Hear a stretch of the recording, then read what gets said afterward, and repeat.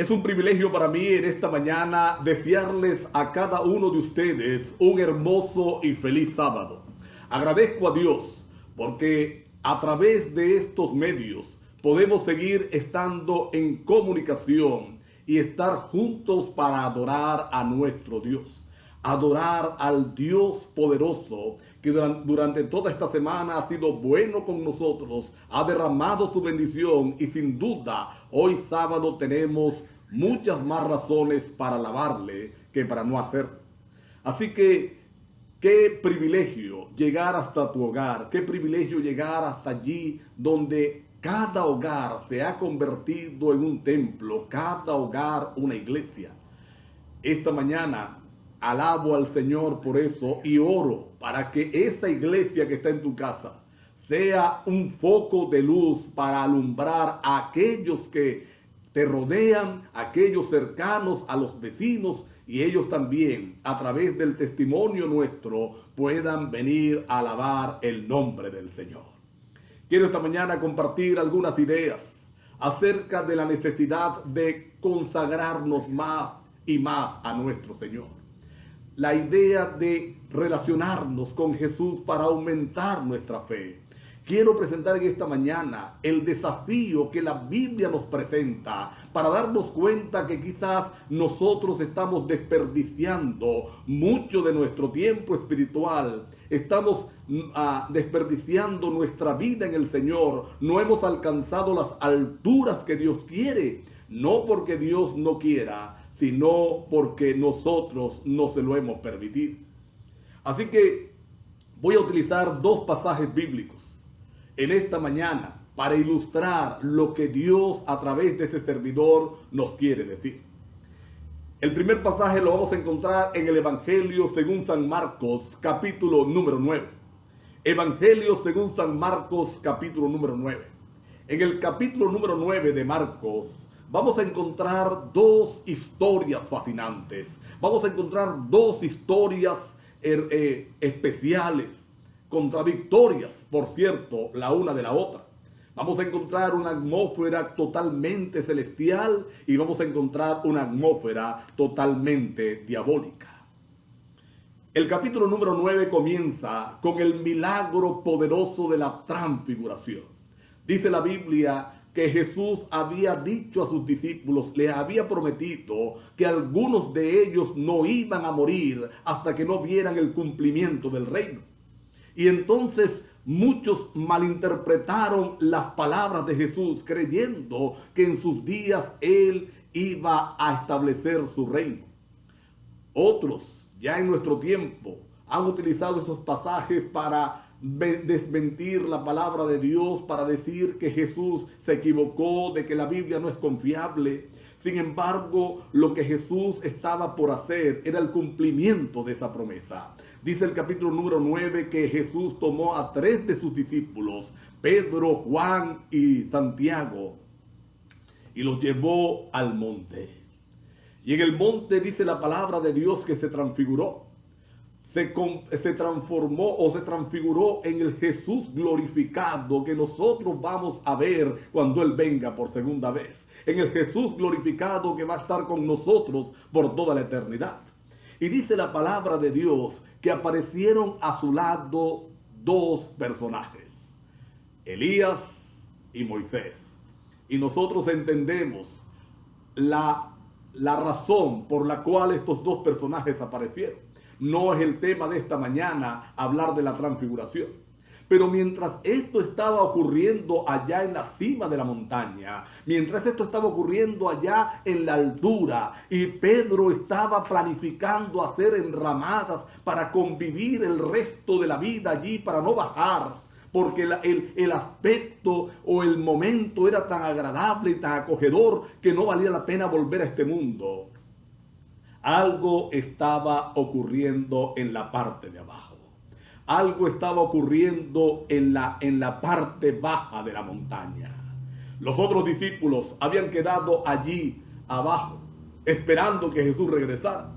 y ya ellos habían sido comisionados por el Señor para ir a predicar, y entonces estaban en esa emoción de transmitir el mensaje, y mientras transmitían el mensaje, dice la palabra de Dios que milagros acompañaban a sus predicaciones. Así que un padre tenía un hijo que estaba siendo dominado por los demonios. Un hijo que los demonios estaban casi que matando. Y el padre desesperado trajo a aquel muchacho a Jesús. Pero cuando lo trajo a Jesús, se encontró con la noticia de que Jesús no estaba allí, Jesús estaba arriba en la montaña. Así que, un poco chasqueado, me lo imagino, pero alguien le dijo, no, pero no te preocupes, los discípulos también son capaces de hacer milagros. Los discípulos, aquellos que lo siguen, también son capaces, así que llévaselo a sus discípulos.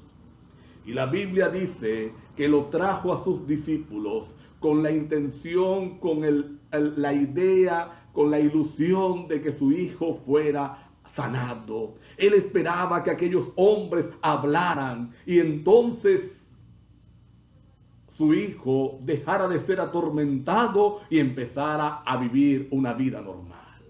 Pero otro chasco esperaba a este hombre.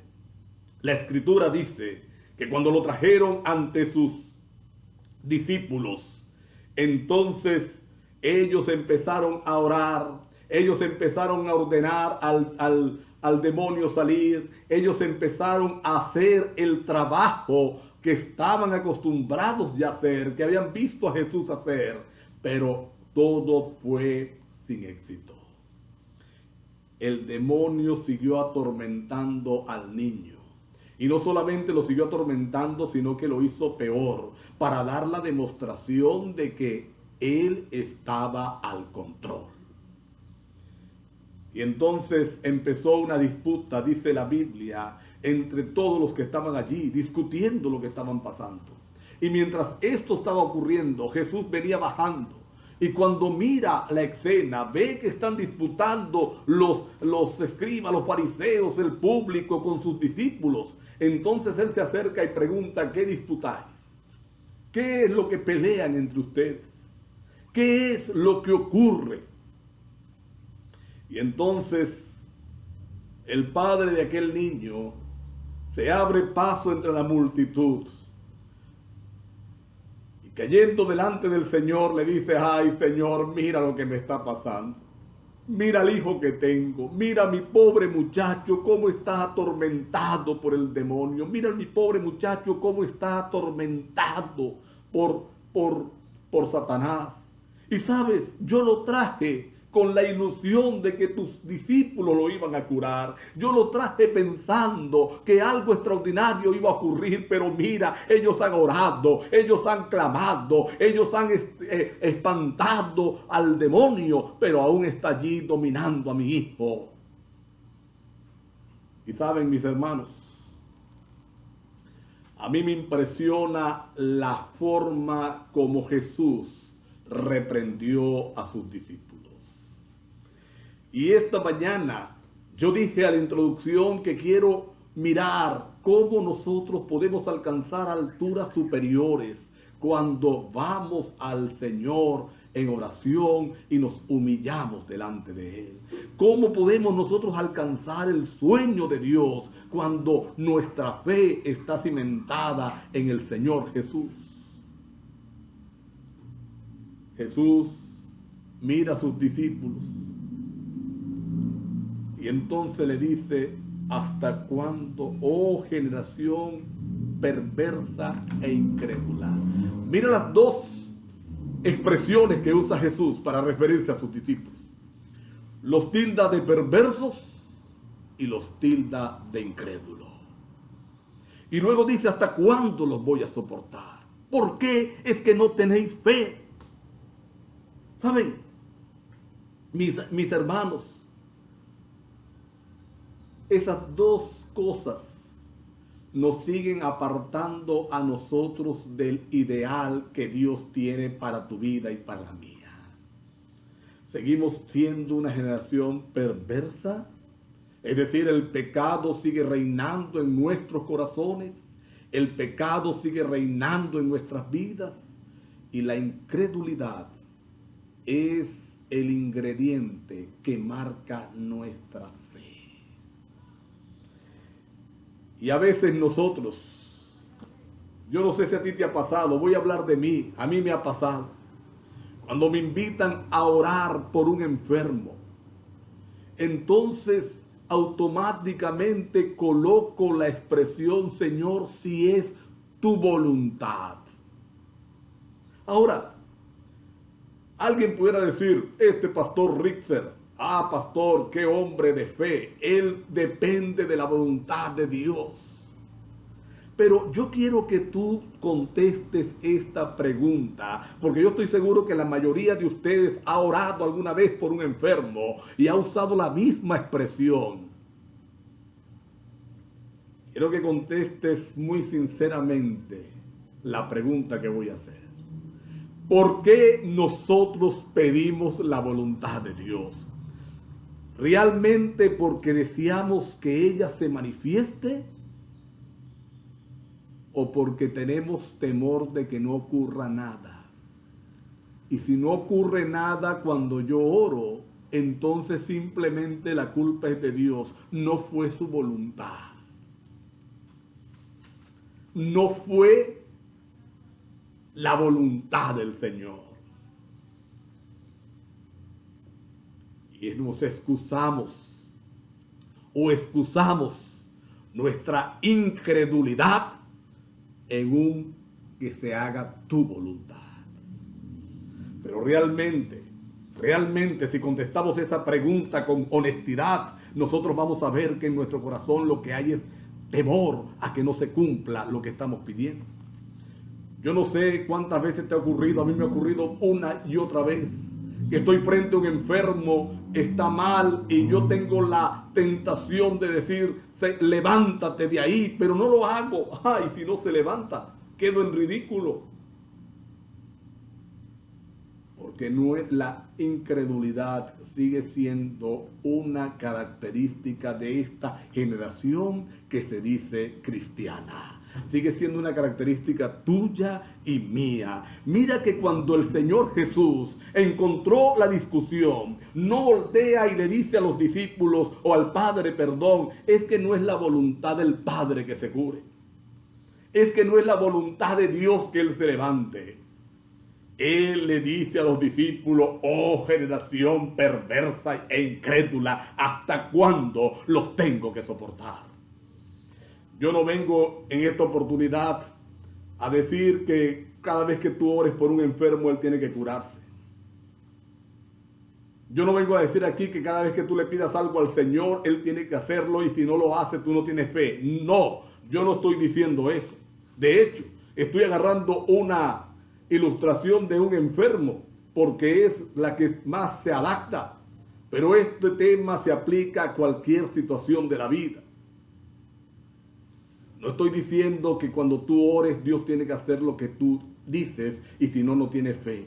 No estoy diciendo que la voluntad de Dios no es primaria. En eso todos estamos de acuerdo. Nadie lo está colocando en discusión. Lo que yo estoy diciendo esta mañana, lo que yo quiero compartir contigo en esta oportunidad, mi hermano, mi hermana, es el hecho de que nosotros podemos alcanzar alturas superiores cuando vamos en una relación de fe verdadera con Dios, cuando extirpamos de nuestro corazón la incredulidad, cuando extirpamos de nuestra vida la perversidad. Porque ese fue el reproche que Jesús le hizo a sus discípulos. Oh generación perversa e incrédula, ¿hasta cuándo los tengo que soportar? Yo quiero ir a otra historia para mirar lo que estamos diciendo. Ya Cristo ha sido crucificado. Ya Cristo ha muerto. Ha resucitado, ha ascendido al cielo y se ha derramado el Espíritu Santo. Y en el capítulo número 3 del libro de los Hechos, vamos a encontrar una historia fascinante. Dice la Escritura que Pedro y Juan subieron a la hora de la oración al templo a orar. Eran las 3 de la tarde. Y sabes, allí en la puerta del templo llamado La Hermosa, colocaban todos los días a un paralítico para que pidiera limosna. Así que aquel hombre estaba allí con su mano estirada, todo el mundo pasaba, dejaba la monedita, dejaba lo que le iban a dar. Y esa tarde, entre los que vinieron estaban Pedro y Juan. Entre los que fueron al templo a orar estaban Pedro y Juan. Y la Escritura dice que cuando ellos empezaron a subir y el paralítico los vio, estiró su mano como lo hacía con todos. Pero Pedro y Juan se detienen y entonces le dicen al paralítico, míranos. Le dicen al paralítico, míranos. Y yo me imagino la emoción de aquel paralítico. Yo me imagino que el paralítico dijo, me van a dar una ofrenda extraordinaria, una limosna extraordinaria, porque todo el mundo me la da sin mirarme, todo el mundo me la da sin que yo les tenga poniendo cuidado. Esto me están diciendo, mírame. Y ustedes recuerdan que según lo que leemos en la Biblia, la cultura de ese entonces, que era el que daba una limosna grande, hacía publicidad. Pero Pedro le dice al paralítico, no tengo plata ni oro. Y yo me imagino el chasco de aquel paralítico. Y entonces, ¿para qué me mandan a mirar? ¿Para qué se detienen? Ustedes no han visto la cantidad de personas que han pasado por allí y yo no he podido pedirles porque ustedes han atravesado. Pero oye cómo termina diciendo Pedro. Pedro le dice al paralítico, pero lo que tenemos te doy. En el nombre de Jesús, levántate, anda, camina. En el nombre de Jesús, eres curado. En el nombre de Jesús, puedes levantarte. Me llama la atención porque la oración de Pedro no fue, Señor, si es tu voluntad. Señor, si es tu voluntad. No. La Escritura dice que Pedro dice, lo que tengo te voy a dar. ¿Y qué tenía Pedro? Ahora Pedro tiene una vida de relación con la palabra de Dios, tiene una vida de relación con el Dios de la palabra, tiene una vida de relación con Jesús, son íntimos amigos, está lleno del poder del Espíritu Santo y andando en el poder del Espíritu Santo, hace un milagro extraordinario. Dice la Escritura que ese milagro fue notorio a toda la ciudad de Jerusalén. Yo no he venido a decirte ahora que cada vez que tú ores por un enfermo debes curarse, y si no lo haces porque no tienes fe. No estoy diciendo eso. No estoy diciendo acá que la voluntad de Dios no es primaria y que nosotros no debiéramos depender de ella. No lo estoy diciendo. Por supuesto que la voluntad de Dios es primaria. Pero la Biblia me enseña que la perversidad y la incredulidad me apartan de las alturas a las que Dios me quiere conducir. Me apartan de las alturas a las que Dios me quiere llevar. Me aparta de lo que Dios quiere lograr a través de mí. Aquellos discípulos fracasaron. Y no fracasaron porque era la voluntad del Señor. No fracasaron porque Dios no quería curar al muchacho. Fracasaron porque la perversidad y la incredulidad reinaban en su corazón. Y la incredulidad no pasaba por no creer en Jesús. Algunas personas piensan que la incredulidad es simplemente no creer. Ellos creían en Jesús. De hecho, caminaban con Él. Ya habían hecho otros milagros. Pero la incredulidad era una especie de perversidad que había hecho creerse suficientes. Que los había hecho creerse autosuficientes, todopoderosos, y que no necesitaban de más porque ya tenían todo. Más adelante, Pedro y Juan, ahora sí bien centrados por el poder del Espíritu Santo, ellos reconocen que no es su poder y que lo que tienen dentro de sí es lo que pueden dar. El poder del Espíritu Santo, el poder de nuestro Dios y Salvador. Hermanos queridos, mis amigos queridos, yo creo que Dios tiene alturas muy grandes para ti y para mí. Dios tiene sueños espectaculares contigo, mi hermano, contigo, mi hermana, contigo, mi amigo, contigo, mi amiga, conmigo. Dios tiene sueños extraordinarios. Dios ha imaginado un escenario perfecto para nuestras vidas, espiritualmente hablando. Pero la incredulidad y la perversidad nos están apartando de ella. Por eso esta mañana yo quiero desafiarte a caer de rodillas delante del Señor, a pedirle perdón por la incredulidad, pedirle al Señor que te ayude a tener una vida de relación. Yo le quiero pedir eso a Dios, que me ayude a de verdad ser su amigo, a caminar con Él, a ser lleno del Espíritu Santo. No para que todas mis oraciones el Señor las conteste como yo quiera. No para que entonces yo me convierta en el centro de atracción haciendo milagros. No, eso no es el plan de Dios. Eso no es lo que quiero decir en esta mañana. Lo que yo quiero decir en esta mañana es que la incredulidad nos tiene aún derrotados y que necesitamos superarla en el nombre del Señor. No más excusas para nuestra vida espiritual. No más excusas para nuestros fracasos. Desafiados a encontrarnos con Dios. ¿Quieres hacerlo en esta mañana? ¿Quieres pedirle al Señor, Señor, perdón por toda mi incredulidad, perdón por mi forma de ser? Ayúdame a tener una vida de relación contigo. ¿Quieres decirle eso al Señor?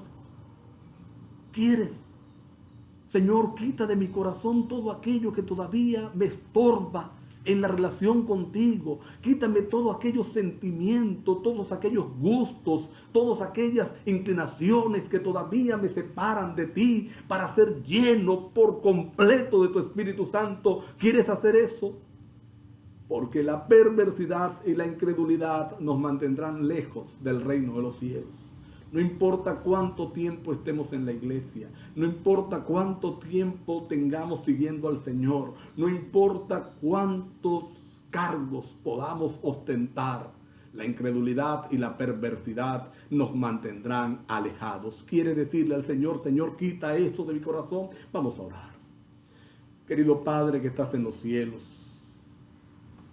alabado y glorificado, Señor, sea tu nombre.